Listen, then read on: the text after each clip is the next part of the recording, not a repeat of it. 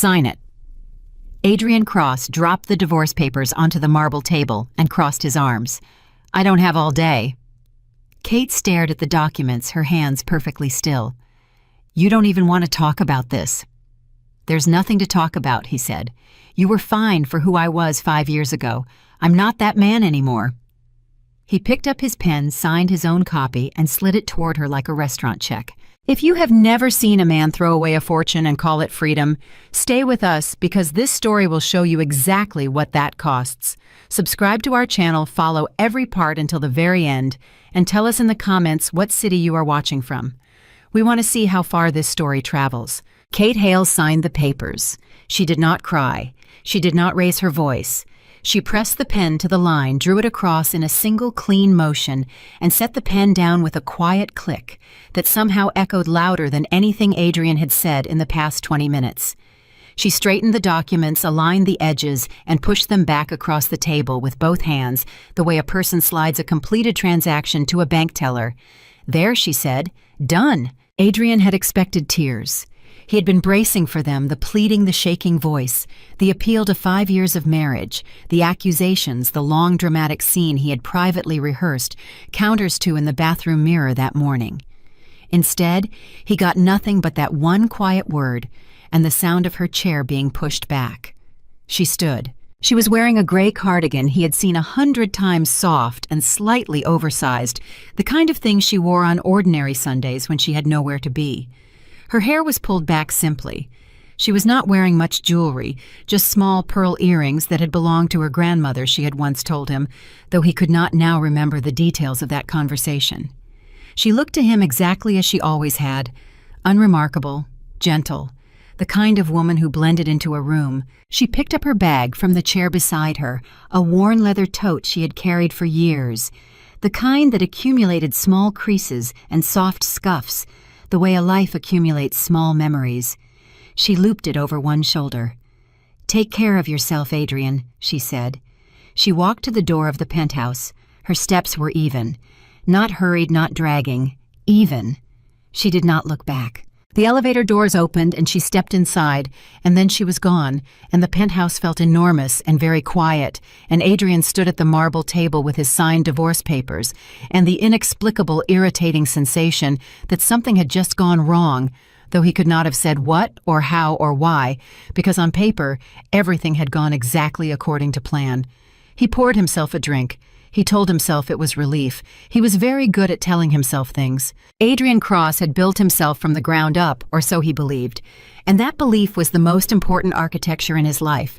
More important than the penthouse, more important than Cross Dynamics, more important than anything else he owned.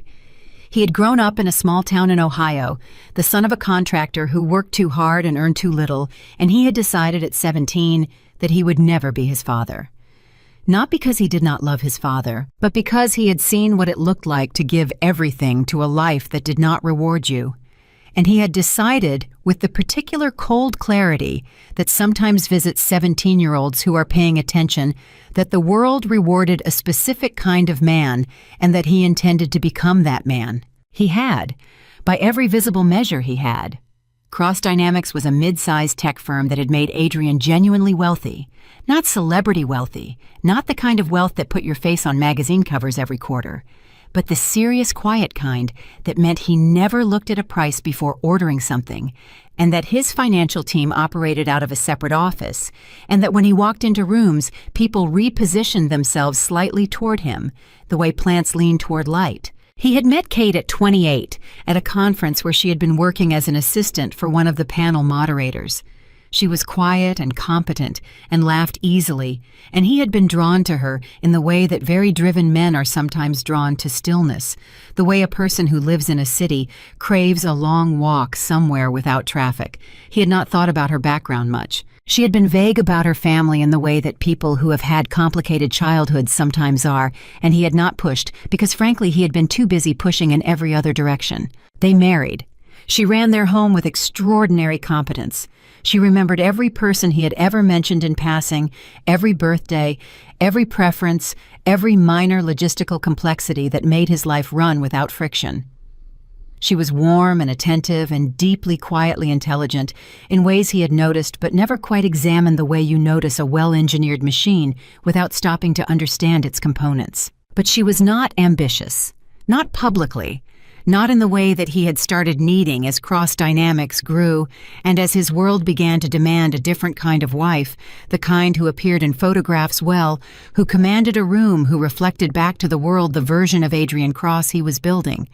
And then he met Jessica Vane. Jessica was 26 with 2 million followers, and the kind of beauty that was specifically engineered for documentation. She existed in photographs the way certain buildings exist for postcards.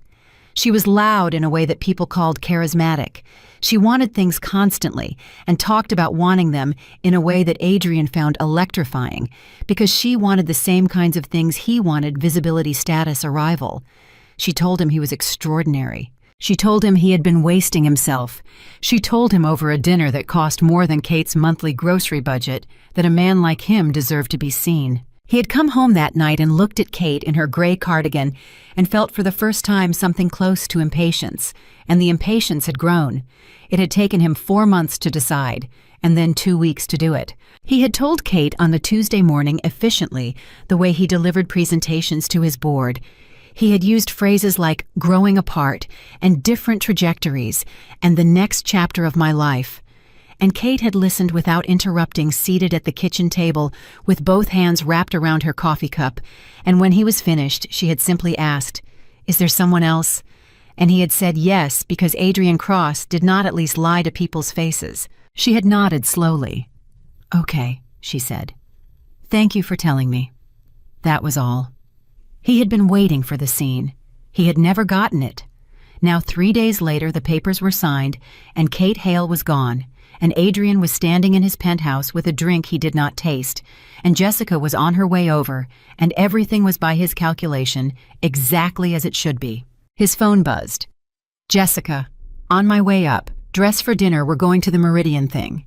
She had added 3 emojis, a star, a champagne glass, and something he had to squint at. He typed back, "See you in 20. He finished his drink. He did not think about Kate again that evening. He would regret that eventually, but not yet. The first hint that something was different came 11 days after the divorce was finalized. His CFO, Marcus Reed, appeared in his office doorway on a Wednesday afternoon with the expression of a man who had rehearsed what he was about to say and was already not happy with how the rehearsal had gone. "We have a situation," Marcus said. Adrian was reviewing expansion projections. He did not look up immediately. "What kind of situation?" "Harrington Capital called this morning." Marcus came in and closed the door, which was unusual enough that Adrian looked up. "They're pulling out of the Series D." Adrian set down his pen. "Why?" They didn't give a specific reason. The call was it was short, very short. Their managing director said they were, quote, reassessing their current portfolio commitments and that they wished us well. They wished us well. Yes. "Marcus, they've been committed for 8 months. The term sheet is essentially—" "I know what the term sheet is," Marcus said with a patience that suggested he had been working himself up to this conversation for some time. "They've pulled out. I'm telling you because I think you need to know, and because that was not the only call today." He opened the folder he was carrying and put it on Adrian's desk. Mercer Holt also called, same language. Portfolio reassessment, very short, very final. Adrian stared at the folder. Both of them, same day, same morning. The silence in the office had a particular texture to it, the kind that forms when 2 people are both looking at the same thing, and neither of them wants to be the one to say what it is. "Get me on the phone with Harrington's managing director," Adrian said. "I tried. He's not available." Then his assistant, also not available. Adrian stood up. "That's not a coincidence." "No," Marcus said carefully. "It is not." What followed was a week of carefully controlled professional alarm, the kind that happens above the surface of normal business operations, mostly invisible to anyone not paying close attention. Adrian made calls. His calls were returned politely with the warmth of people who are communicating a message they would prefer not to state directly. Meetings were rescheduled. Partners who had been enthusiastic became carefully neutral. A European consortium that had been in active discussion went silent entirely. Not rudely, not with explanation, simply silent the way a door closes in a quiet house. Adrian had been in business long enough to recognize the shape of this. Something was communicating through the system. Not loudly, there were no press releases, no public statements, no dramatic withdrawals. Just a very consistent, very quiet withdrawal of warmth, as if someone had turned down a thermostat that he had not known existed. He pulled his intelligence team in. He asked them to look for any pattern, any common thread. They came back in 4 days. "We found something," his lead analyst said. Her name was Priya, and she was 29 years old and had never in the 18 months she had worked for Cross Dynamics looked uncertain about anything. She looked uncertain now. It's nothing illegal, nothing we can act on, but there's a flag." "What kind of flag?" "A designation in certain institutional databases, the kind that the biggest players use to communicate risk assessment. It's not public. It's internal to a network of about 60 of the top-tier sovereign wealth funds and institutional investors globally." She paused.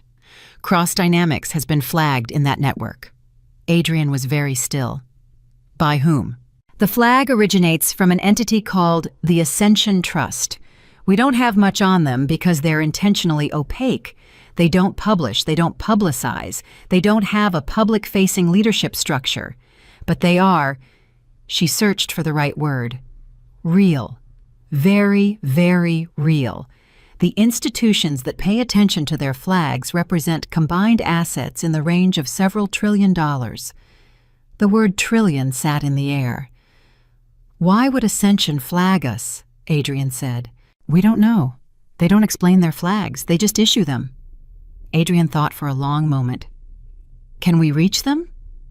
Is there a contact, a representative, anyone?" "We've been trying. There is no public contact mechanism. They reach out to you, apparently not the other way around." He sent Priya out and sat in his office alone for a while. He thought about who might have enough reach to trigger something at that level. He went through his list of business enemies, of deals that had gone badly, of rivals who might have both motive and connection. He ran through it 3 times. He did not think about Kate. He would not make that connection for another 2 months. Jessica had moved into the penthouse within 3 weeks of the divorce.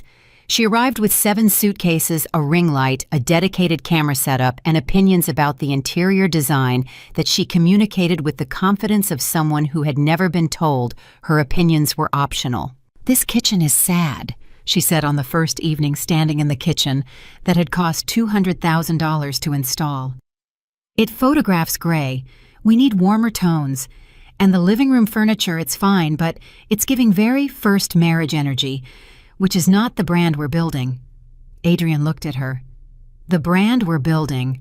You and me, babe. We're a power couple. That means everything is content."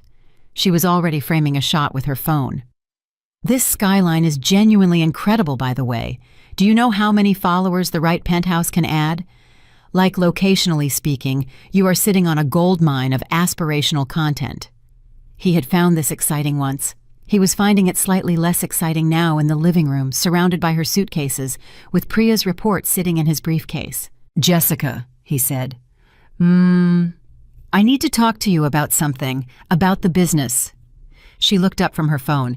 "Is this going to be a long thing? Because I told Camille we'd be at her launch by 9. A flag has been placed on Cross Dynamics by a major institutional entity. It's affecting our funding." She lowered her phone by about 3 inches. "Okay. What does that mean practically?" "It means investors are backing away. It means our Series D is in trouble. It means I need to be working this problem." She processed this for a moment. "But you'll fix it, right? Because the Vienna thing is next month, and I've already arranged the content strategy for that trip, and I really need Jessica." "What?" "I just told you the company may be in serious trouble." She tilted her head slightly. "I heard you, and I'm asking if you're going to fix it. You always fix things. That's literally your whole—" She gestured at the apartment at him at the skyline. "This whole thing." He looked at her for a moment. "Yes," he said. "I'll fix it." He went into his office and closed the door. He called Marcus. He called his lawyer. He called 3 people who owed him favors and 1 person he did not particularly like, but who knew people he needed to know. He worked until 2 in the morning, and when he came out, Jessica was asleep in the bedroom, and the ring light was still set up in the corner of the living room, and there was a champagne glass with a lipstick mark on the coffee table, and the apartment felt in that moment very large and very empty. He picked up the champagne glass. He washed it. He stood at the kitchen window and looked out at Manhattan, all that bright density of ambition and money and striving, and for the first time since the divorce, he thought about Kate. He thought about how she used to be awake when he worked late. Not waiting for him, not performing, waiting just awake reading or making tea or doing something quiet in the kitchen, and she would look up when he came out and say something ordinary like, "Did you eat?" And the ordinariness of it had once felt to him like smallness, like lack of ambition, like the weight of the ordinary life he was trying to leave behind. He understood, standing at the window at 2 in the morning, that it had not been smallness, it had been ballast. He had thrown the ballast overboard and called it liberation, and now he was drifting in ways he could not fully articulate, and that was not a comfortable thing to understand at 2 in the morning, so he stopped understanding it and went to bed. But the thought of Kate stayed, quiet and small, the way Kate herself had always been quiet and small. Sitting somewhere at the edge of his mind, like a woman who knows she doesn't need to raise her voice to be heard. The month before Vienna was the hardest professional month of Adrian Cross's life. He lost the Series D completely. Not all at once, it dissolved incrementally, partner by partner, each withdrawal courteous and brief and irrefutable. He pivoted to alternative funding sources. Those sources were cooler than expected. He reached out to relationships he had cultivated over a decade. Some responded. Most were carefully unavailable. His public profile was still intact. He was still photographed at events, still mentioned in the right publications, still invited to the right dinners. The surface was smooth, but the surface was all that was holding. At one of those dinners, a private thing, 12 people a host whose name carried weight in 3 industries, he found himself seated next to a man named Gerald Forsyth, who ran a sovereign wealth allocation firm out of Geneva, and who had the specific bearing of a person who has seen everything and is no longer surprised by any of it. They talked about the market. They talked about tech valuations. They talked about Vienna, which came up because 3 other people at the table were also going to the Golden Masquerade, an annual event that Adrian had known about peripherally for years, but had never attended, had never been invited to, had considered a slightly mythologized rumor, until the invitations apparently became real enough that people discussed them at dinner. "Do you know who hosts it?" Adrian asked. Gerald looked at him with a mildly curious expression. The Ascension Trust, technically, though the chairwoman herself organizes it. This year is the first time she's hosting in person, apparently. Usually it's through representatives. He took a sip of his wine. Very unusual woman. I've seen her once at a distance. She has the kind of presence that makes a room rearrange itself. Adrian's hand tightened very slightly on his fork. What's her name? Publicly, no one uses it. Everyone in those circles just calls her by her family name. Vanderbilt. The fork made a small sound against the plate. Vanderbilt, Adrian said. The Hale Vanderbilt line specifically. There's a whole structure to it. The trust is ancient, private, essentially ungovernable from the outside. Billions doesn't begin to cover it. The kind of money that predates the concept of new money. Gerald smiled slightly. Old doesn't mean stagnant, though. Whoever this woman is, she's modernized the whole apparatus. She's put Ascension on a completely different footing in the last 2 years. Much more active. Much more deliberate about where it places and removes its influence. 2 years, Adrian said, and his voice was very level. Give or take. Something shifted over there around that time frame. New leadership, new philosophy. The people who know. The people who don't find out the hard way. Gerald looked at him with the pleasant neutrality of a man who is not quite saying something. You're going to Vienna. I received an invitation, yes. Then perhaps you'll meet her. Gerald returned to his food. I hope you do. She's quite something.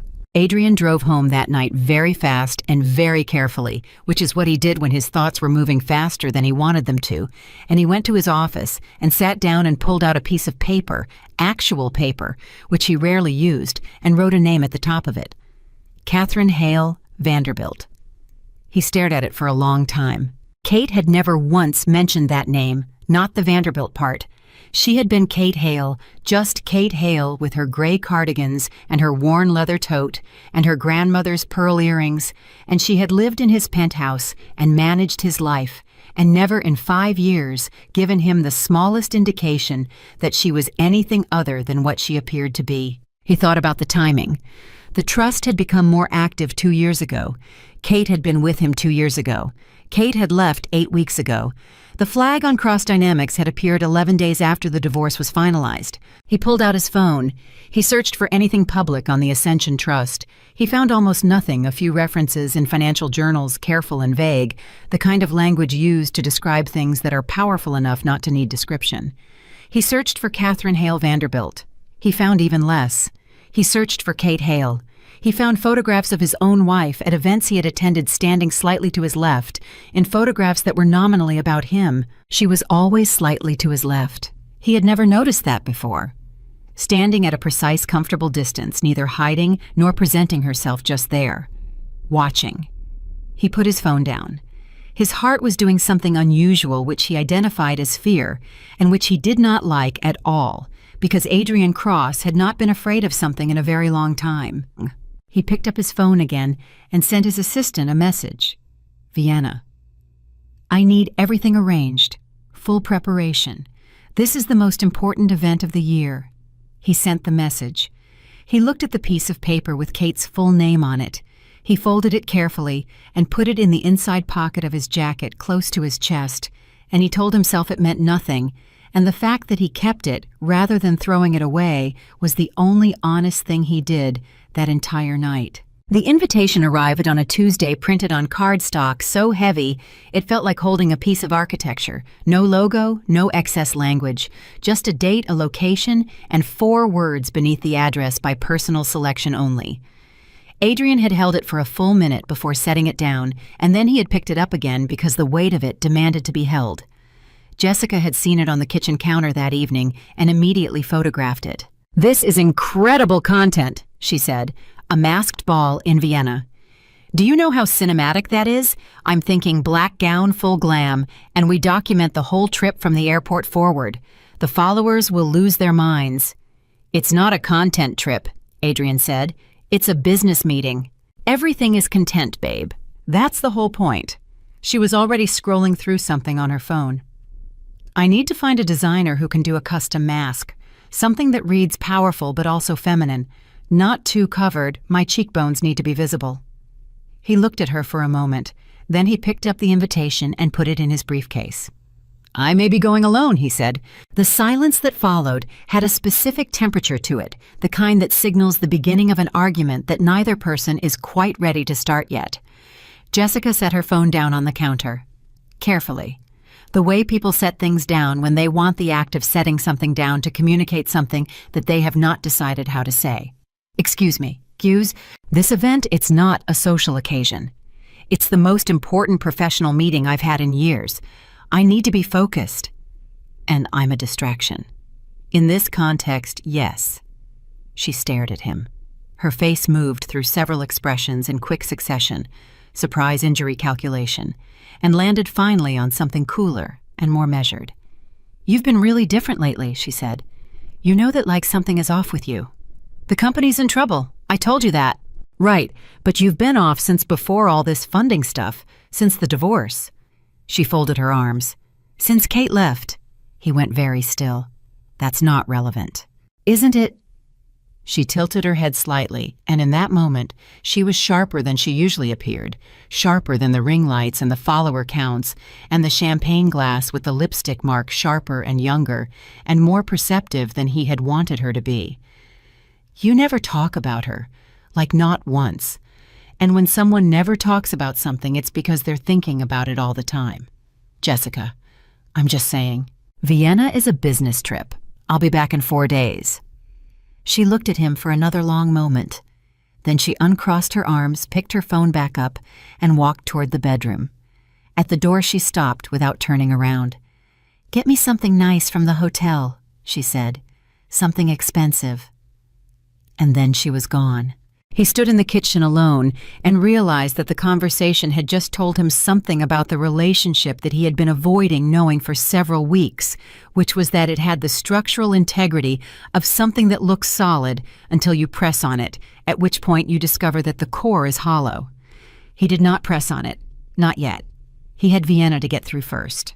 Marcus came to him 3 days before the trip with the latest numbers, and the numbers required the particular kind of courage to look at that financial people develop over years of looking at bad numbers professionally.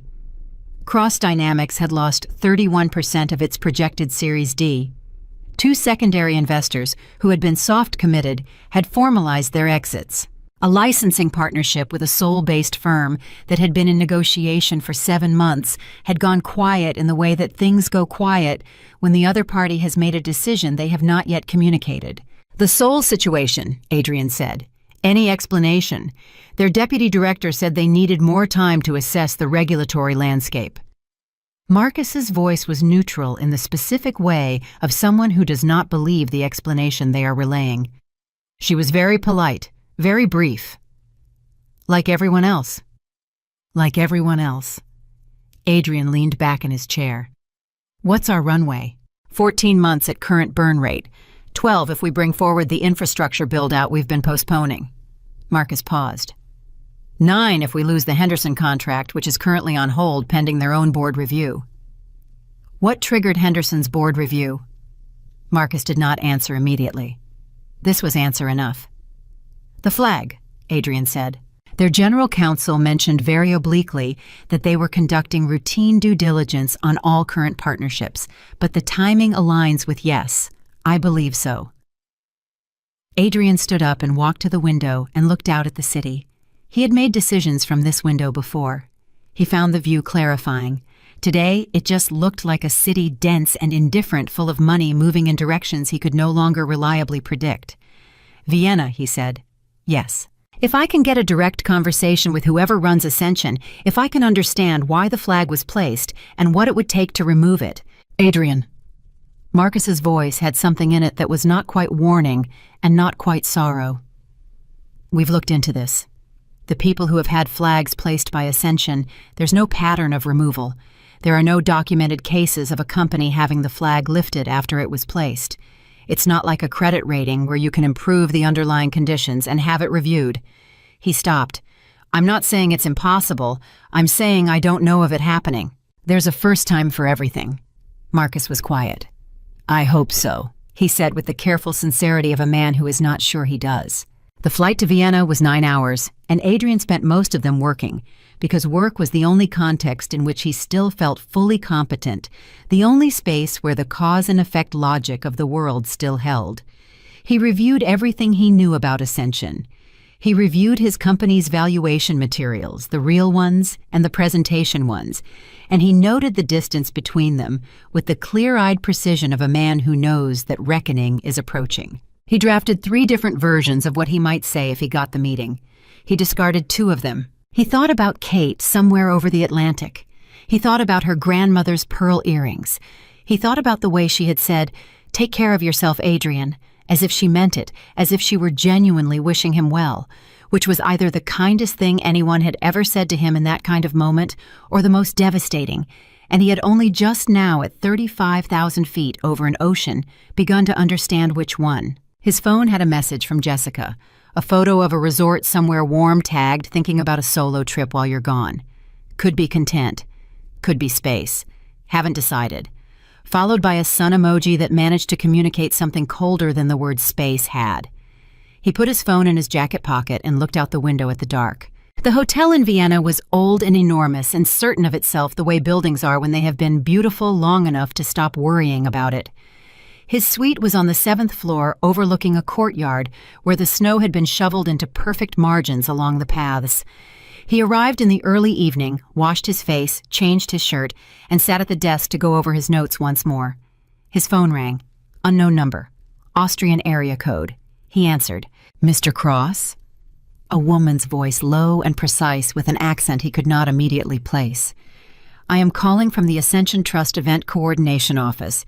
You have received an invitation to the Golden Masquerade for tomorrow evening. I am calling to confirm your attendance and relay several protocols."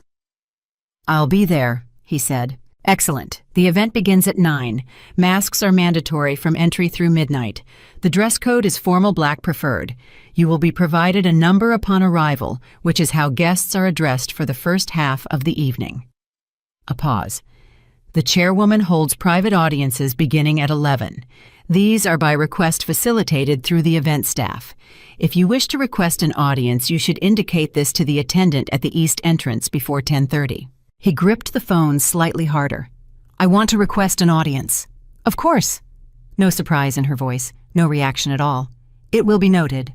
The line went quiet, and then it ended cleanly without pleasantries, and Adrian sat with the phone in his hand and thought about the fact that someone had just told him there was a formal mechanism for getting what he needed, and that he had accessed it, and that tomorrow night he would either fix everything or understand for the first time that there was nothing left to fix.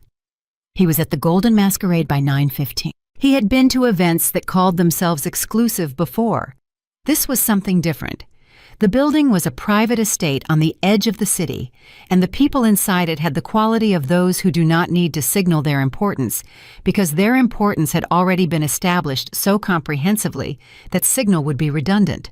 Presidents were in this room, not former presidents, sitting presidents, or their equivalents, the heads of 3 central banks, the chairman of institutions whose names appeared in financial history textbooks, a woman who ran the largest private sovereign wealth fund in the Gulf, identifiable only by the particular way that 2 security personnel positioned themselves near her without appearing to.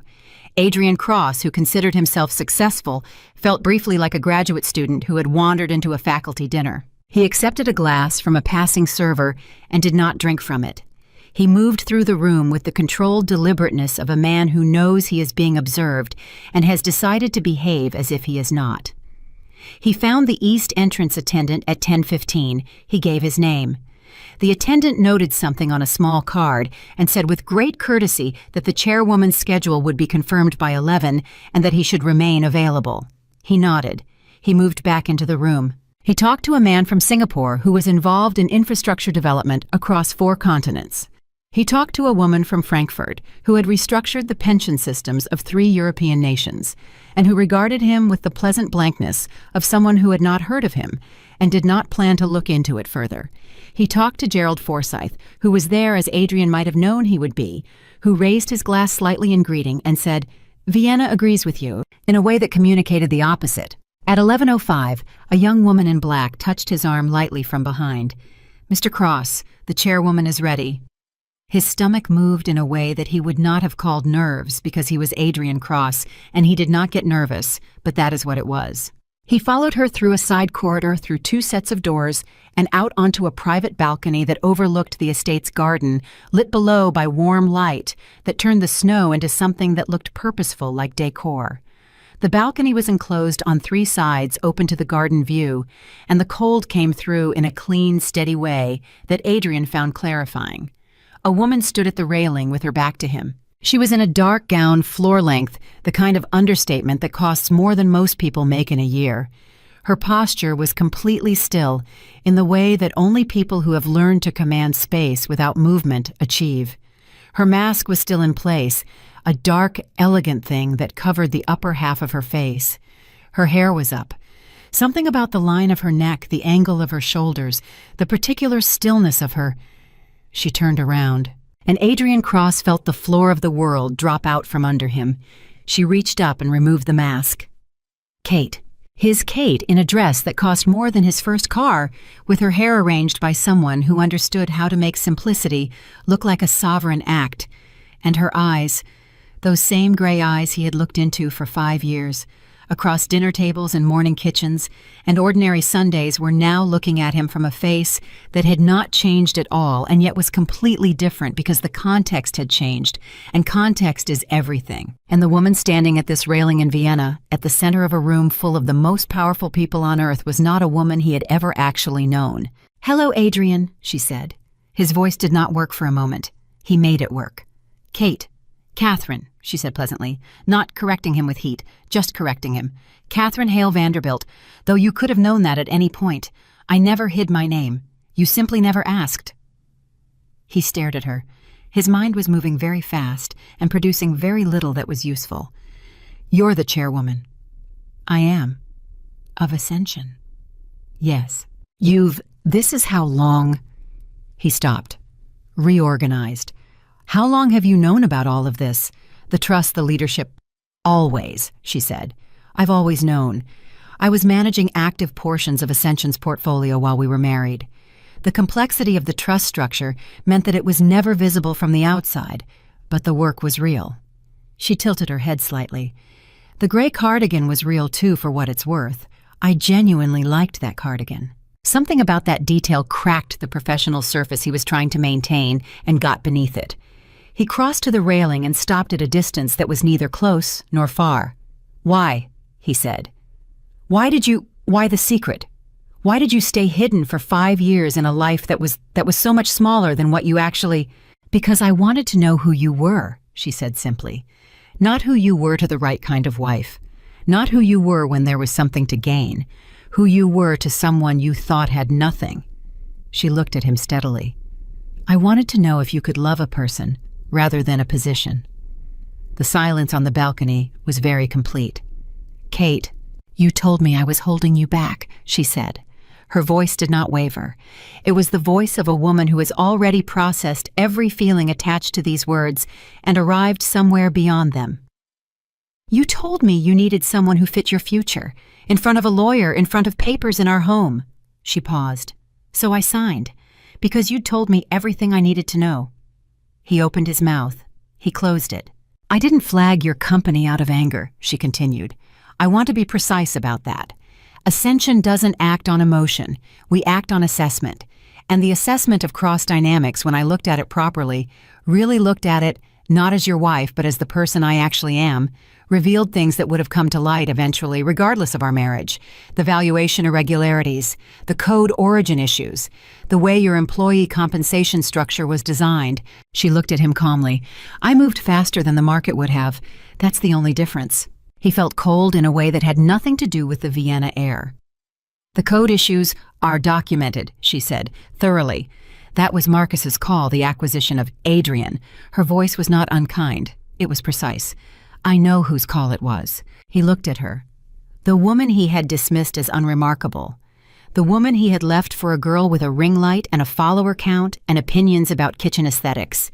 The woman who had lived quietly inside his life for 5 years while holding more power than any person he had ever met. He felt something he had not felt since he was 17 years old in his father's house in Ohio, watching the particular mathematics of effort and reward, and that something was the specific shame of having made a calculation that turned out to be catastrophically wrong. "Is there anything I can do?" he asked. She considered the question with the seriousness it deserved. "You can come to a formal review meeting," she said. "Tomorrow morning, 9 a.m., my team will be there. You'll present the state of cross dynamics, real numbers, real practices, everything. No performance, no positioning, just the truth of what you built and how you built it." She looked at him steadily. "If there's something worth saving, that conversation will reveal it. If there isn't, that will also be revealed." He nodded. "Adrian." She said his name the way she used to, not harshly, not warmly, just directly, the way she said everything. "I need you to understand something before tomorrow. I'm not doing this for you. I'm doing this because it's the right process. Ascension doesn't destroy things that have value. We don't work that way." She paused. "But we are completely permanently honest about what has no value, and we act accordingly." He looked at her. "And what do you think I have, value or no value?" She held his gaze for a long moment. Her face was unreadable in the way that very still water is unreadable because there is so much beneath it that the surface gives up trying to show it. "Come to the meeting," she said. "Find out."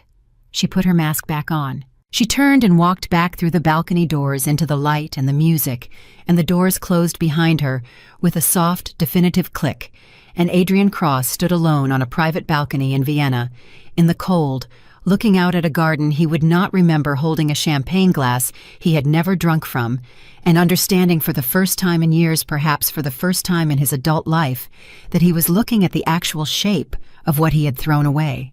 Not the money, not the power, Not the access or the influence or the institutional weight of a name he had never bothered to learn.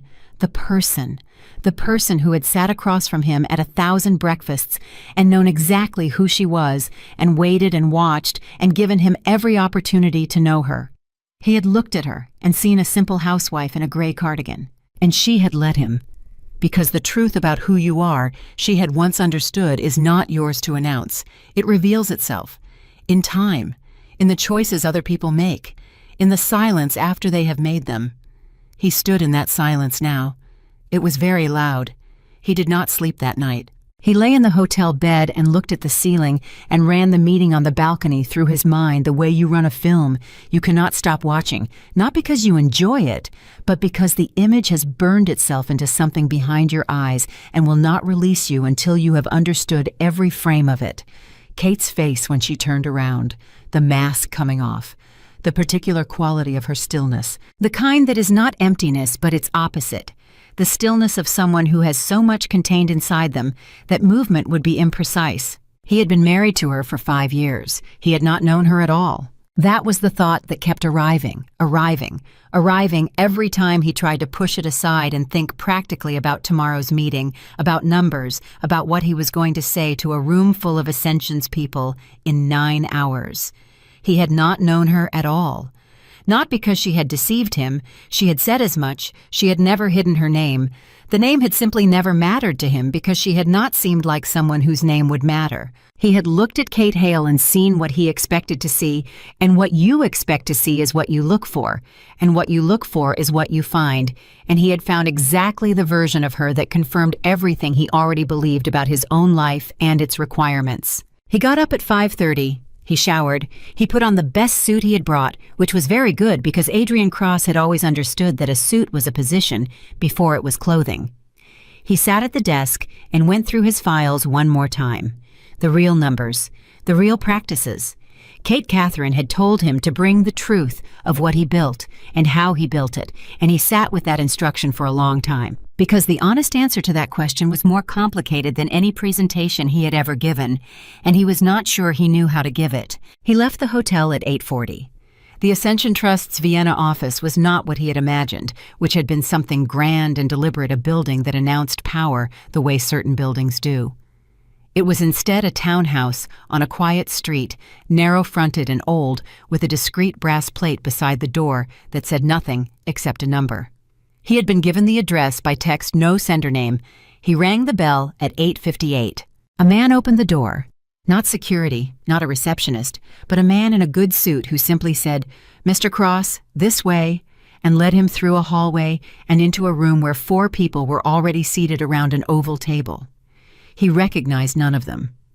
They were all in their 40s or 50s, 2 women and 2 men with the contained professional manner of people who have evaluated many things and maintain the same face during all of them. At the head of the table was an empty chair. Kate walked in 2 minutes later. She was in a different outfit than the night before, simpler, if anything a charcoal jacket over a white shirt, her hair down rather than up. She was wearing the pearl earrings. She sat at the head of the table, opened a folder, and said without preamble, "Thank you for coming, Adrian.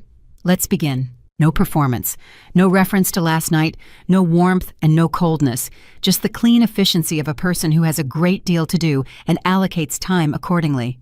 He sat down across from her. "Good morning," he said. She looked up briefly. Something crossed her face that he could not name. Then she looked back at her folder. "We have 3 hours. My team will lead the review. I'll ask questions as needed." She nodded to the woman on her left. "Elaine." Elaine opened her own folder and looked at Adrian with the expression of a surgeon regarding a patient. "Let's start with the Series B acquisition, the Morrow Technologies deal 2019. And they began. What followed was the most grueling professional experience of Adrian Cross's life, which was notable given that his professional life had included a hostile takeover attempt, 2 SEC inquiries that had come to nothing, and the complete collapse of a product line that had taken 3 years to build. The Ascension team went through Cross Dynamics with the particular thoroughness of people who already know all the answers and are asking the questions to see whether you will tell the truth or choose the version that flatters you. The Morrow acquisition, Elaine explained with the careful neutrality of someone reading from a factual document, had involved code that Morrow's original developers alleged had been incorporated into Cross Dynamics products without proper licensing attribution. The legal settlement had been private sealed and structured in a way that was technically compliant but operationally evasive. The code is currently running in 4 of your enterprise products, Elaine said. The attribution has never been corrected in any public documentation. Adrian said. The settlement was signed and agreed to by all parties. Yes, Elaine said. That's not the same as it being right. The second man, whose name was Thomas, walked him through the valuation methodology Cross Dynamics had used in its Series C, which had projected revenue curves based on user growth assumptions that were, Thomas explained with precise courtesy, significantly more optimistic than any internal forecast had privately supported. The gap between what your team believed internally and what was presented externally is about 40%, Thomas said. The word for that gap, in most regulatory contexts, is material misrepresentation. It's aggressive forecasting, Adrian said. Not every company has a 40% gap, Thomas said pleasantly. The third person, a woman named Grace, focused on employment practices, specifically the non-disclosure agreements that junior employees had been required to sign, agreements that were, she explained, structured in a way that prevented them from reporting certain kinds of concerns to regulatory bodies, which was in several jurisdictions where Cross Dynamics operated illegal. Adrian listened to all of it. He had known in the way that you know things you have not looked at directly that these areas existed. He had not been unaware. He had been strategically looking elsewhere, which is a different kind of awareness, the kind that accumulates interest over time. Kate had not spoken yet. She was making notes in her folder, not aggressively, just writing.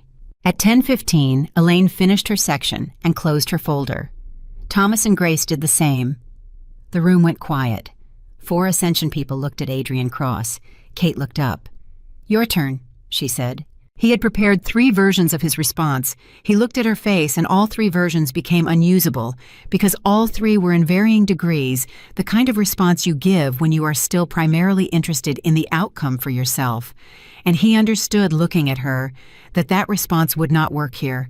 Not because she would see through it, though. She would, but because he would know he was giving it. And for the first time in a very long time, he found he could not do that. He took a breath. The Morrow Code should have been attributed publicly. The settlement resolved the legal liability, but it didn't correct the record. That's mine to own. He looked at Thomas. The Series C projections I told Marcus to build to the upper end of plausible because I needed the round to close, and I told myself it was optimism. It wasn't. I knew what I was doing. He paused.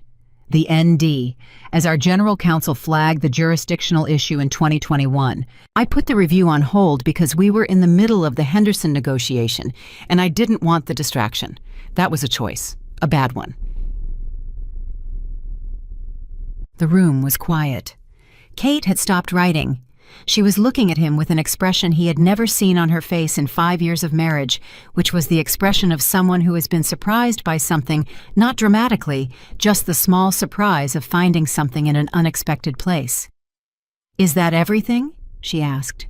He considered. "There's more in the detail. Nothing structurally different from what your team found. The outlines are accurate." She nodded slowly. She made one more note. She closed her folder. "Give us 20 minutes, she said. He was shown to a small sitting room with coffee and a window overlooking the street. He sat down. He had never felt lighter and heavier simultaneously in his life. He drank the coffee. He looked at the quiet street and thought about his father in Ohio, who had worked too hard and earned too little and had slept nonetheless every night of his life with the uncomplicated sleep of someone who had done his work honestly. Adrian had always privately considered this a failure of imagination. He was reconsidering that assessment. At 10:43, the man who had let him in came to the door and said, "The chairwoman will see you." He went back into the meeting room. The 4 team members were gone. Kate was alone at the table. He sat down. She looked at him for a moment without speaking, and the look had in it something that was not professional and not personal, but somewhere between the look of someone who is trying to see the whole truth of a thing before she speaks about it. "The honesty matters," she said finally. "I want you to know that. It's noted. It's real. But honesty about what happened doesn't resolve what happened.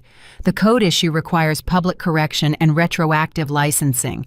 The Series C misrepresentation is going to draw regulatory attention regardless of what Ascension does.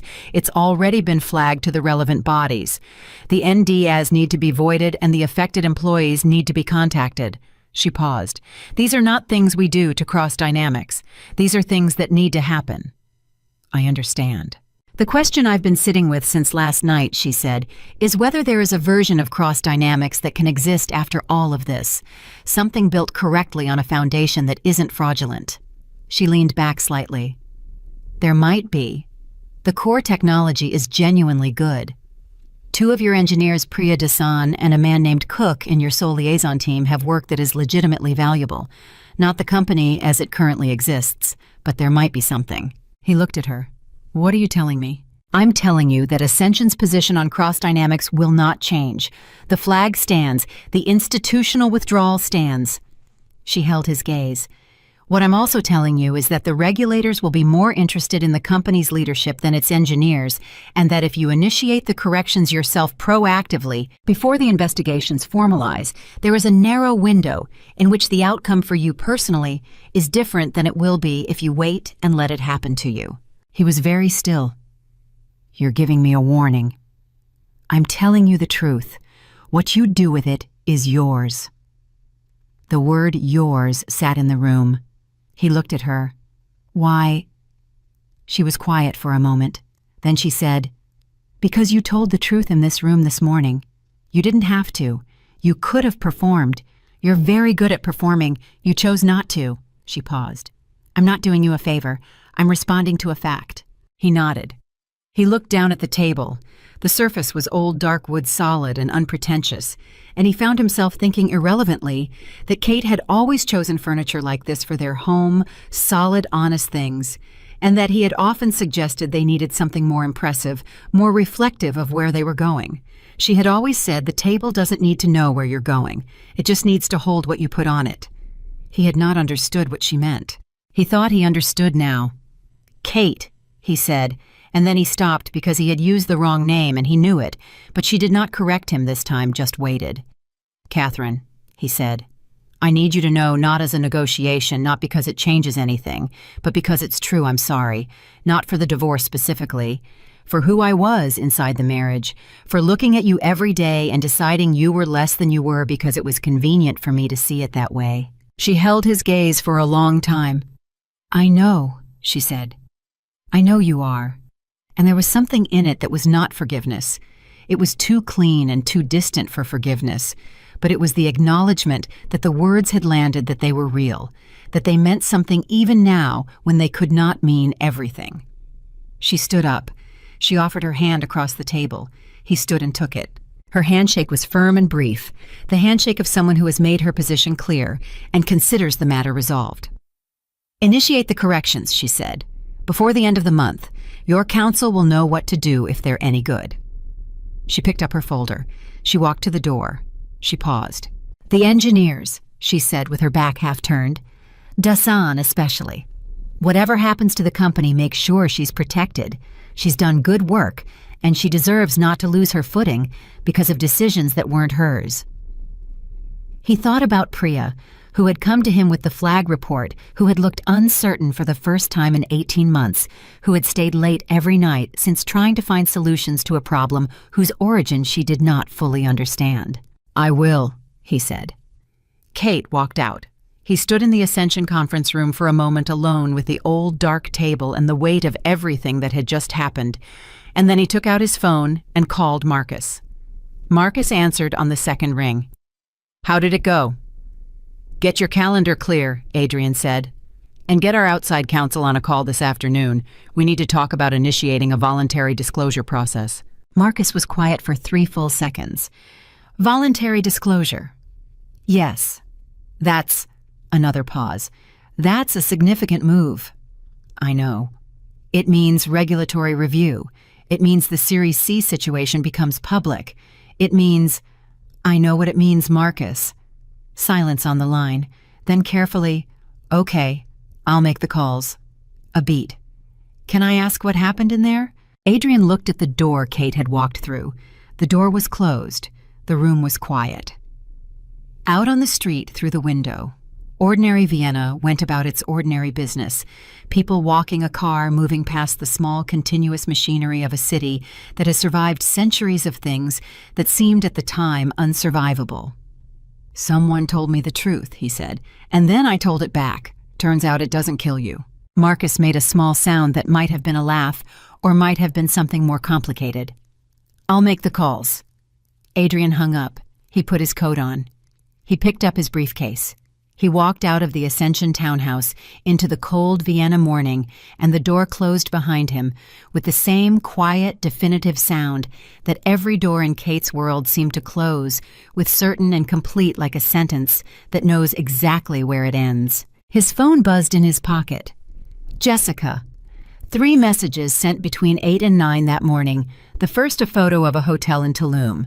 The second, a series of prices for a sponsored content deal she wanted to discuss. The third, a brief and to-the-point message reading, "Where are you? You were supposed to call." He stood on the street and read all 3. He thought about what Kate had said on the balcony. She told him he was extraordinary. She told him he had been wasting himself.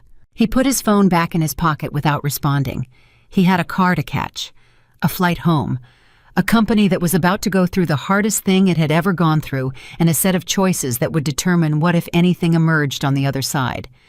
He started walking. He did not think about Jessica again until the airport, and when he did think about her, it was briefly, and with a specific clarity, the clarity of a man who has spent the last 12 hours looking at real things and is finding it increasingly difficult to pretend that certain other things have any substance at all.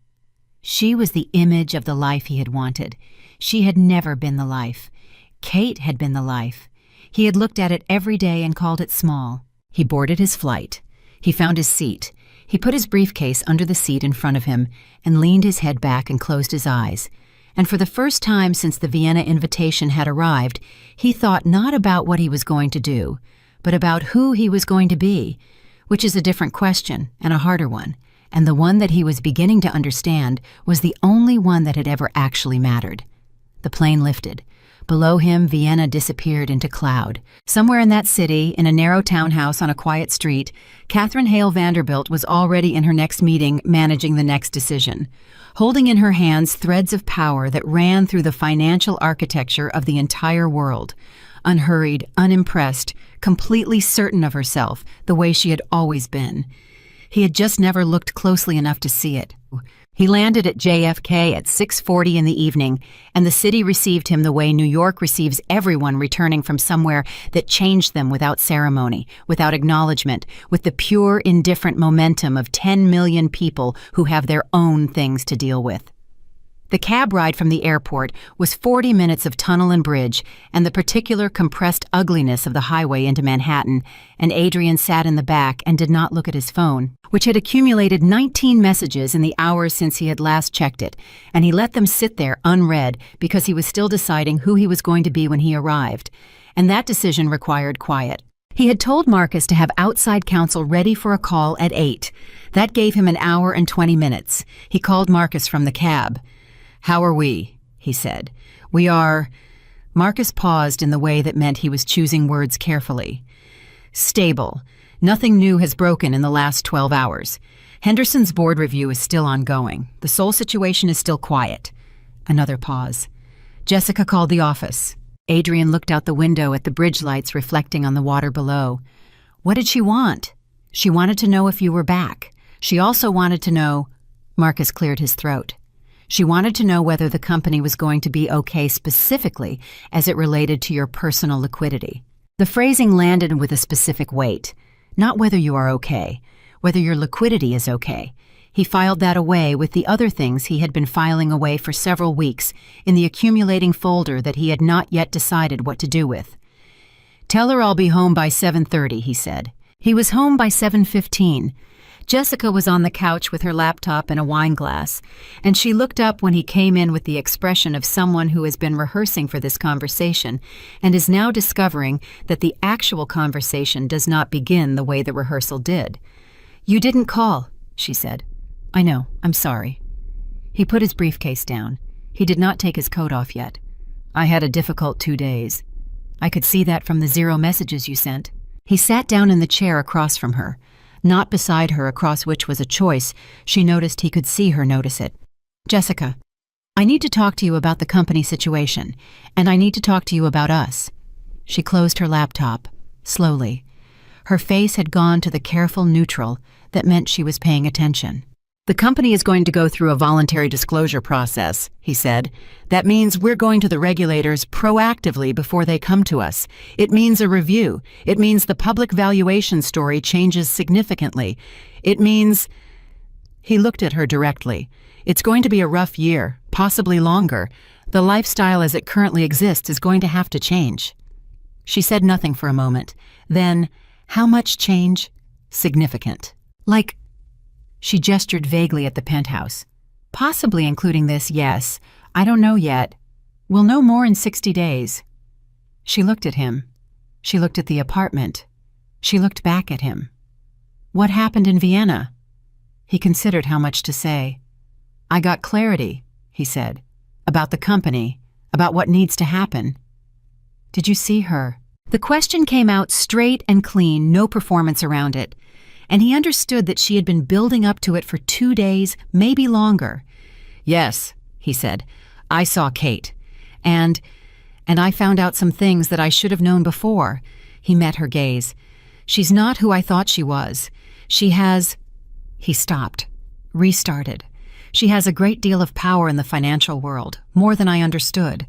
The flag on the company originated with her." Jessica was very still. "She did this to you?" "No," he said with a firmness that surprised even him.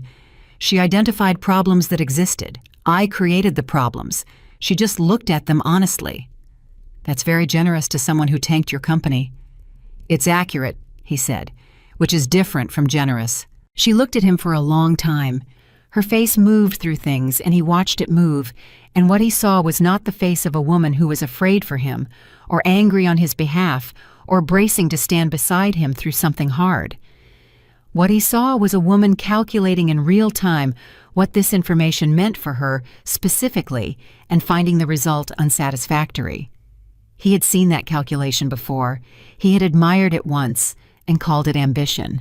"I think," Jessica said, with the careful precision of someone choosing an exit, "that maybe I need some space to think about this." He nodded. "I think that's probably honest. I don't want you to think this is about the money."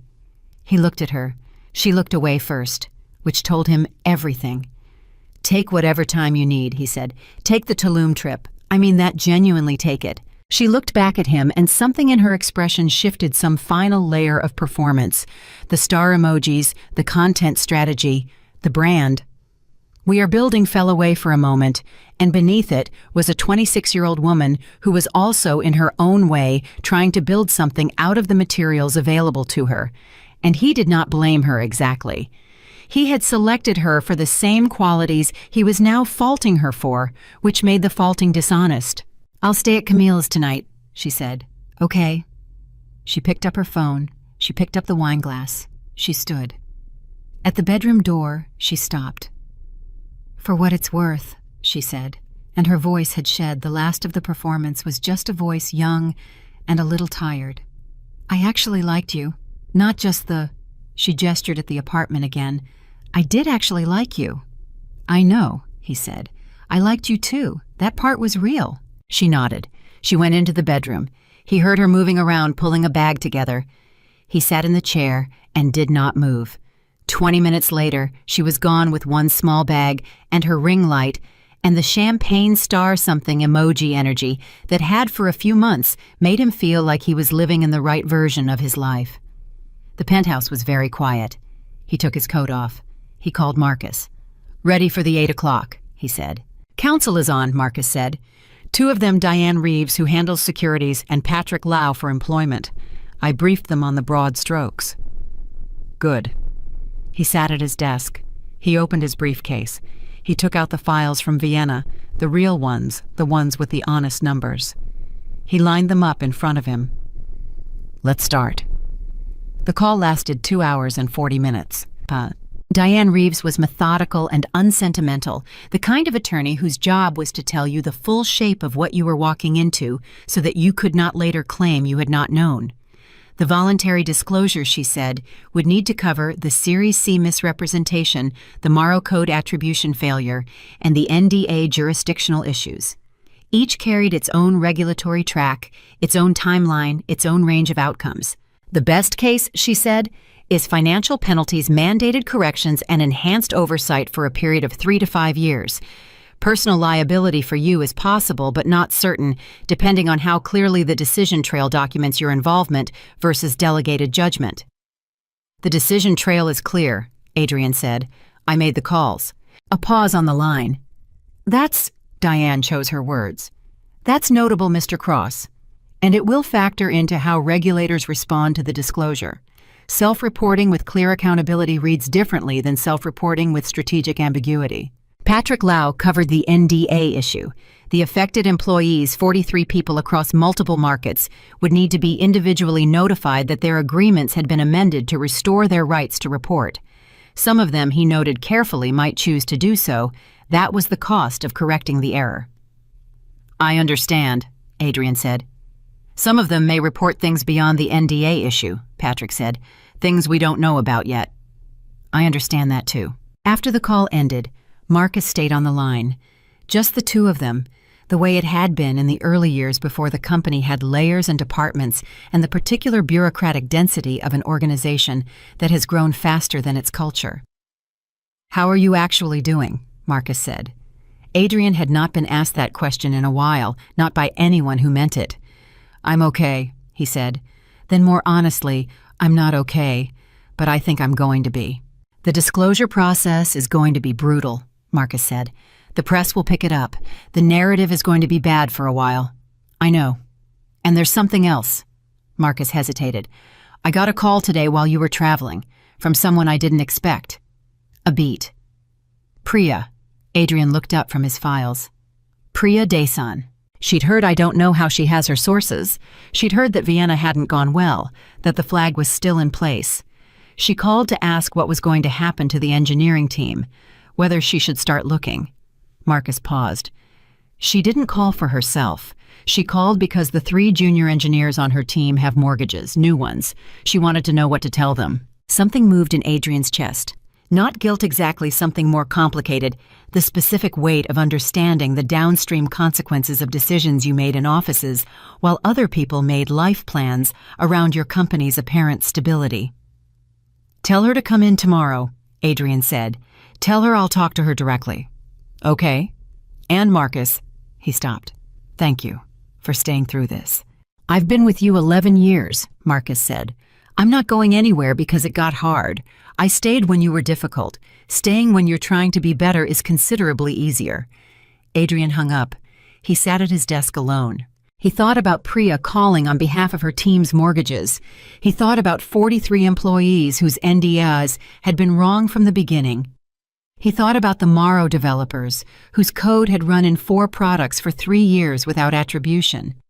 He thought about all the small decisions he had made in the interest of the company, which was in the interest of his vision, which was in the interest of his identity, and how those decisions had accumulated into a structure that Kate had looked at with clear eyes and called exactly what it was.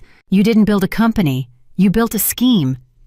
She hadn't said those words in Vienna, but she had said them in every precise documented fact her team had laid on that table, and the meaning was identical. He opened his laptop. He began drafting the disclosure framework. Not the legal filing, Diane would handle that, but his own personal statement of what had happened and why and what he was doing about it, the kind of statement that no attorney would advise and that he was going to write anyway because he had told the truth in that Ascension conference room and found it survivable, and he intended to keep going in that direction, regardless of whether it was strategically optimal. He worked until 2 in the morning. He was still at his desk at 2 in the morning for the second night in a row, but the quality of the 2 in the morning was completely different from every other 2 in the morning he had spent in this apartment.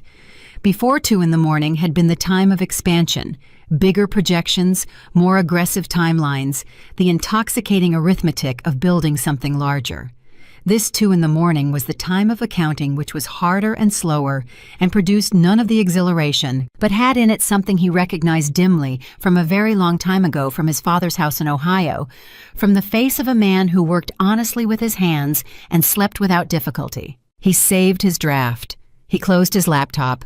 He stood up and stretched and went to the kitchen and made himself a cup of tea because Kate had always made tea at this hour and he had always made coffee, and tonight the coffee felt wrong, and sometimes the smallest adjustments are the ones that tell you the most about where you have arrived. He stood at the kitchen window with his tea and looked at Manhattan and let himself see it differently than he usually did not. As territory, not as a measure of distance from Ohio, but just as a city complicated and imperfect and full of people who were all in their various ways trying to figure out the difference between what they had built and what it had cost them. He had a press conference in 2 days. Diane had recommended 3 days, but he had said 2 because every additional day was a day in which he was still choosing delay over honesty, and he was done with that particular choice. His phone showed one new message sent at 11:47. Unknown number. He opened it. It was 4 words. The engineers are protected. No signature. No context needed. He read it twice. He set his phone on the counter. He looked out the window for a while longer. She had made calls on his behalf, quietly, without announcement. Not because she owed him anything, she owed him nothing less than nothing, but because she had told him Priya's work was valuable, and she meant what she said, and when Catherine Hale Vanderbilt said something, she did not require credit for following through. He thought about 5 years of that. 5 years of a woman who meant what she said and followed through without requiring credit, and how he had looked at that quality every day and classified it as smallness. He finished his tea. He went to bed. He slept, which surprised him. Not well, not long, but genuinely, which was more than he had managed in the last several weeks combined. Something had settled in him. Not resolved resolution was a long way off, perhaps permanently off, but settled the way sediment settles in water when the current finally stops. In the morning he called Priya. She answered immediately, which told him she had been expecting the call. "I heard you called Marcus yesterday," he said. "I did." Her voice was steady. She had always been steady. He had always taken that steadiness for granted. "I needed to know what to tell my team." "Tell them they have jobs," he said. "I can't tell you exactly what those jobs will look like in 6 months because I can't tell you exactly what the company will look like. But the engineering team, your work specifically, is the part of this that has real value. Whatever happens to the rest of it, that's the part that survives." Silence on the line. "I also need to tell you something," he continued. "We're initiating a voluntary disclosure, regulatory review. Some of what comes out is going to be things that happened before you were here, but some of it happened while you were here, and I want you to hear it from me before you read it anywhere else." He paused. "If you need to leave, I understand. If you stay, I'll make sure your contribution is documented and protected in any restructuring. But the decision is yours, with full information." She was quiet for a long moment. "Did something happen in Vienna?" He was struck again by how often that question was being asked, and by how different the true answer was from any version he could give out loud. "Yes," he said. "Something good or something bad." He thought about it. "Both," he said, at the same time, which is apparently how the real things go. Another silence. "I'll stay," she said, "for now, and I want to be in the room for the disclosure prep." "You will be." He hung up. He had 3 calls before the press conference prep. He had a statement to finalize. He had 43 names on a list that Patrick Lau had sent overnight. 43 people who needed to receive notification that the agreements they had signed were being voided, that their rights were restored, that the company was acknowledging the error. He picked up the list. He looked at the names. Real people with mortgages and plans, and the ordinary complexity of lives built around the assumption that the institution they worked for was operating honestly. He had asked Kate once early in the marriage what she thought made a company genuinely worth something. She had thought about it for a moment, she always thought before she answered, which he had found slow, and was now understanding was precision, and she had said, whether the people inside it can trust it, not the investors, not the market. the people inside it. He had said that was idealistic. She had said it was foundational, and there was a difference. He put the list in his briefcase. He put his coat on. He went to the elevator. The doors opened. He stepped in. The elevator descended and the numbers counted down. And somewhere in the city on a quiet morning, 43 people were going about their lives, not yet knowing that something was about to be given back to them. And the woman who had made that indirectly possible was already 12 moves ahead in a game that Adrian Cross was only now learning the rules of. He stepped out into the lobby. He walked through the door into the city. Whatever came next was going to be hard. He knew that with the clarity of someone who has stopped lying to himself, which turns out to be a surprisingly efficient way to assess a situation, hard and long and uncertain in ways he could not fully map from here. But he was walking toward it instead of away from it. That was new. That he thought stepping into the cold Manhattan morning with his briefcase and his list of 43 names was the first genuinely true thing he had done in years. The press conference was at 10 in the morning in a room that held 40 journalists and felt like it held 400 because rooms where true things are about to be said have a specific atmospheric pressure that has nothing to do with the number of people inside them. Adrian stood at the podium with his statement in front of him, printed on 3 pages, that he had revised 11 times between 2 in the morning and 7 when he had finally stopped revising and accepted that the words were as honest as he was capable of making them, and that was what they needed to be. Marcus was in the back row. Diane was to his left, slightly off camera, because she had advised him strongly against doing this without a lawyer visibly present, and he had listened. On that point, because she was right. Priya was there too. He had not asked her to come. She had shown up. He looked at her when he walked in. She gave him a single nod that communicated in the particular compressed language of people who have worked together closely for years. Something like, "I see what you're doing and I think it's right, and I'm here," he began. He read the statement without performance. No pauses for effect, no emotional inflation, no strategic warmth. Just the words in order, which said what had happened and acknowledged his role in it and described what was being done about it. The Series C projections, the Morrow Code, the NDAs, his own decision-making at each juncture, his own choices. The room was very quiet while he read. When he finished, he put the statement down and looked up. "I'll take questions," he said. The first questions were the obvious ones: magnitude of the regulatory exposure timeline for the disclosure process, what it meant for existing investors. He answered them directly. The fourth question came from a woman in the second row who had the compact forward-leaning posture of someone who covers financial accountability stories for a living. "Mr. Cross," she said, "voluntary disclosures of this scope are unusual. They typically happen under pressure either from whistleblowers or from regulatory contact. Can you tell us what prompted this one?" He looked at her. He had prepared an answer for this question. The prepared answer was truthful, but incomplete. He set it aside. "Someone I trust told me the truth about what I'd built," he said, "and I decided that if someone else could see it that clearly, I could say it that clearly. That's the whole story." She wrote something. She did not look satisfied, which told him she would be following this story for a long time, which was fine. Stories that get followed are stories that stay honest because the people following them eventually find the gaps. He walked out of the press conference with Marcus beside him and Diane on his phone, providing real-time commentary on the questions she had found concerning, and the street outside was an ordinary New York street, indifferent as always, and someone had photographed him from across the road on a phone, and the photo would be online within the hour, and that was fine too. "It went as well as it could have," Marcus said. "It went honestly," Adrian said, "which is different." "Not always. Today, it's the same." By that afternoon, the story was running.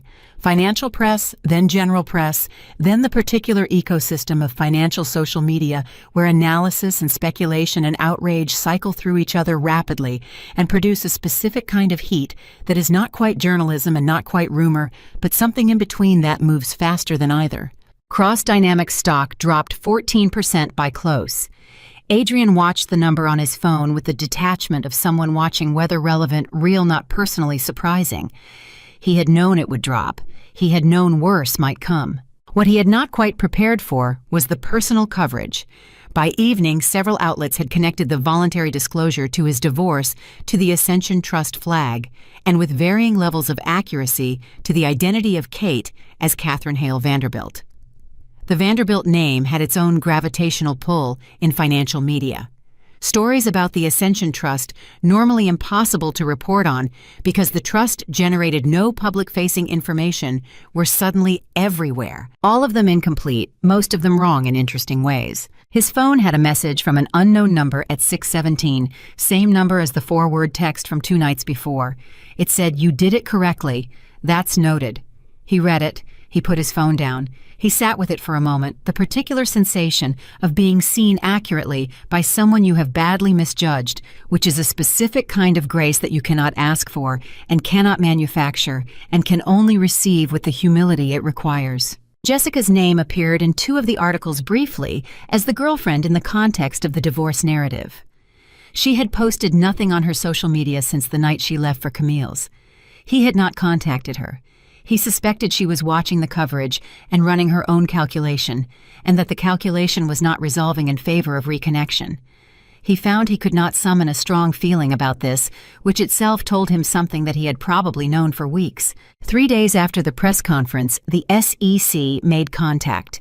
Diane took the call and reported back to Adrian with the specific professional calm of someone who has navigated this before and is choosing her tone carefully. "They're not hostile," she said.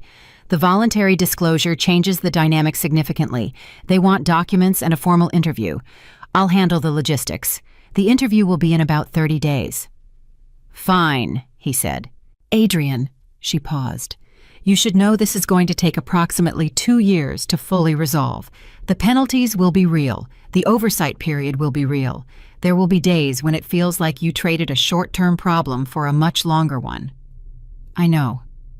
I need you to know it on the hard days, not just today." "I know," he said again more slowly. "I grew up watching my father come home tired every night from work that was honest and not especially rewarded. I spent my whole adult life deciding I would never live like that. And somewhere in that decision, I stopped understanding the difference between tired from honest work and tired from pretending." He stopped. "I understand it now. I can hold it."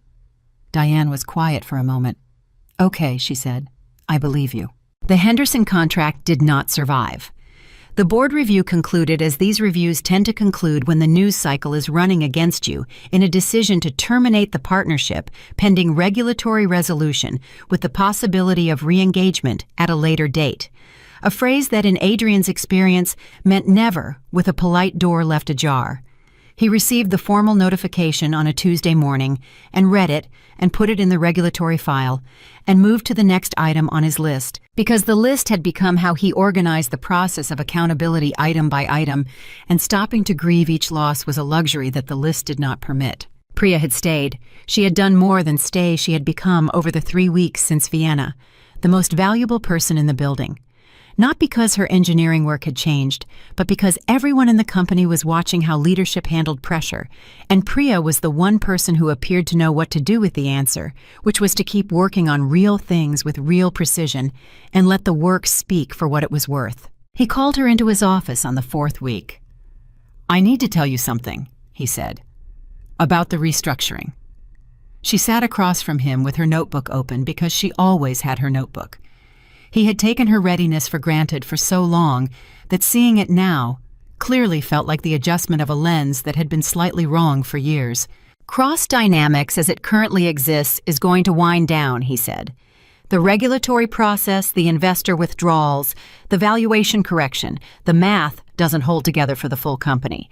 But the core engineering work, your team's work there, is interest in that specifically, real interest, from a firm I trust." He held her gaze.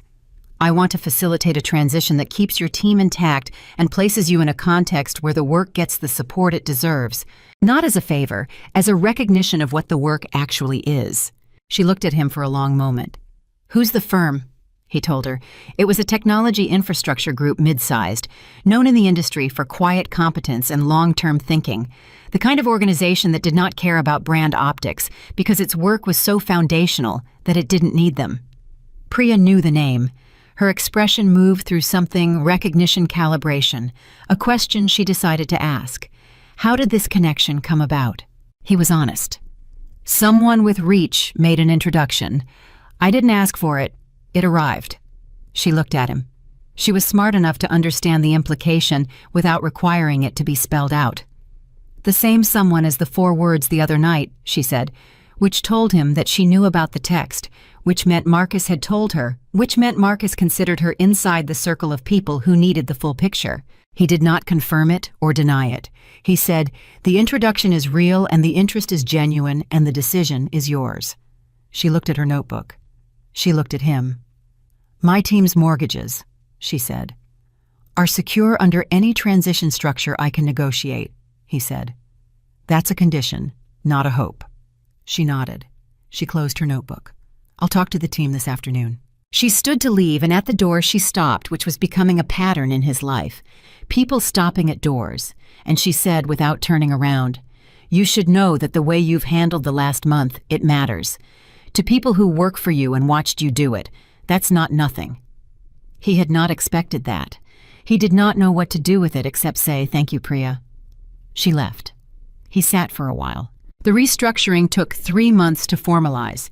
41 of the 43 employees whose NDAs had been voided accepted the company's acknowledgement without filing additional reports. 2 did file.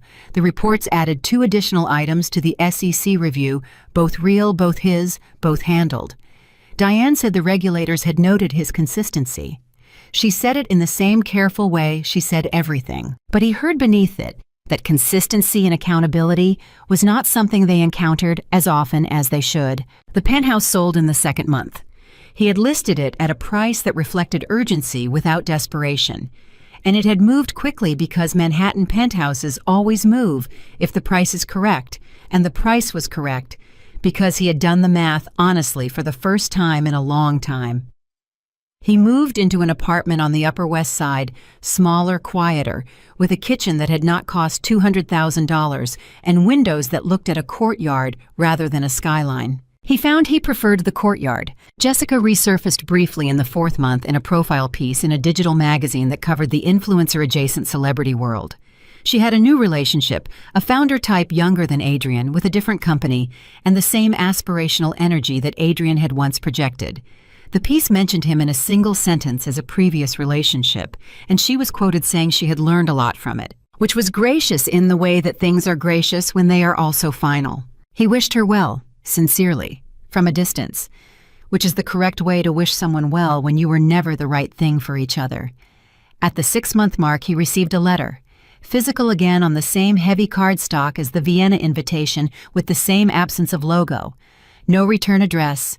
Inside was a check. $10. And a card on which was written in handwriting he recognized after 5 years of grocery lists and birthday cards and the small paper trail of a shared life. You are worth exactly what you treated me as. This is not cruelty. This is the final accounting. What you do from here is yours entirely. Below the words, a single line, I hope you choose correctly. I think you will. No signature. None needed. He held the check for a long time. $10. The judgment was exact, and it was surgical, and it was, he understood also in its specific way, a door being closed with the same quiet finality as every door in Kate's world. Not a wall. A closed door. The difference matters. He folded the card. He put it in the inside pocket of his jacket, in the same place where he had once carried a folded piece of paper with her full name on it in a Vienna hotel room when he was still in the process of understanding who she was. He kept the $10 check. He did not deposit it. He framed it. Small, plain frame, the kind that costs nothing. He put it on the desk in the new apartment, not as a monument to shame, but as a calibration instrument. The kind of thing you look at when you need to remember the exact cost of confusing confidence with clarity, performance with substance, the image of a life with the life itself. He went back to work. Different work, not building the next thing for the sake of building the next thing, but consulting case by case with companies that needed someone who understood from the inside what it looked like when the foundation was wrong. He was good at it.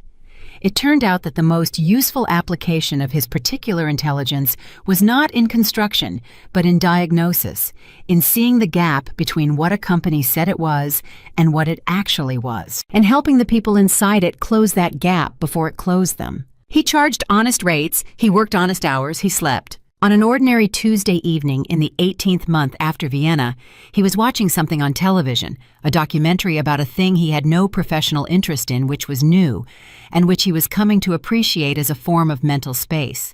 He had not previously allowed himself when his phone showed a news alert. He did not usually read news alerts in the evening, but something about the name in the preview made him open it. Catherine Hale Vanderbilt had been named to the advisory board of the International Monetary Fund's Sovereign Wealth Governance Committee, the first private trust chair to hold such a position. The article noted her age, her track record at Ascension, the historic nature of the appointment.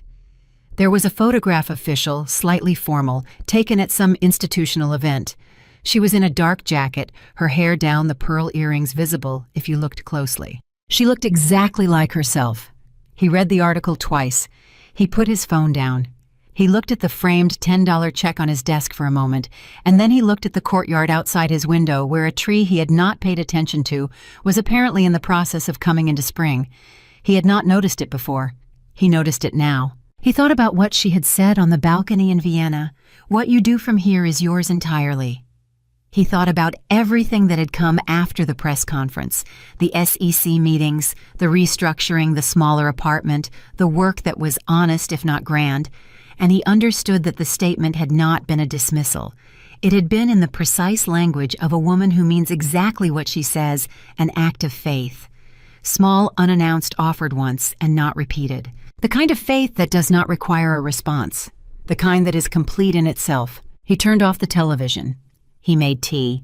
He stood at the window with the mug in both hands and looked at the tree coming into spring in the courtyard, and he let himself feel, without performing it for anyone, the particular texture of a life that was smaller than the one he had built and more real than anything he had ever lived inside. He did not know where Kate was that evening.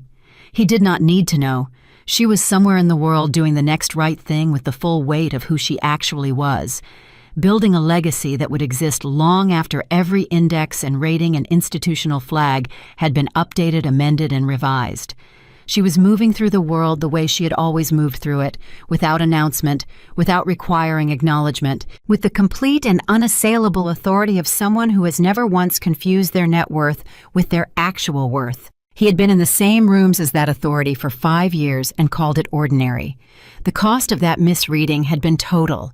His company, his public standing, 2 years of grinding accountability, the relationship he had chosen over her, the version of himself he had been most proud of, all of it gone, stripped back, reduced to what was actually there beneath the construction. What was actually there was smaller than he had believed, but it was real.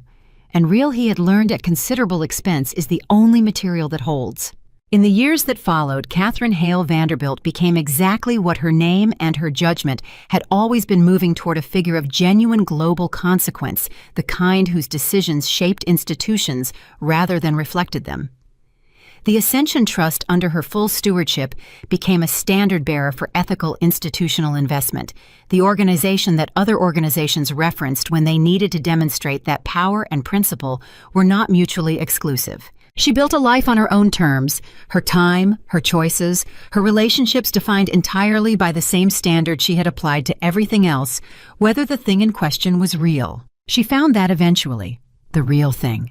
A man who knew exactly who she was from the beginning, who did not require her to be less in order to feel sufficient beside her, who looked at her gray cardigan on a Sunday morning and understood without being told that it was not a concession but a choice, and that the difference between those two things was everything. She built a family on that understanding, small and solid and certain of itself, the way only things built on honest foundations can be certain. Adrian Cross did not rebuild an empire.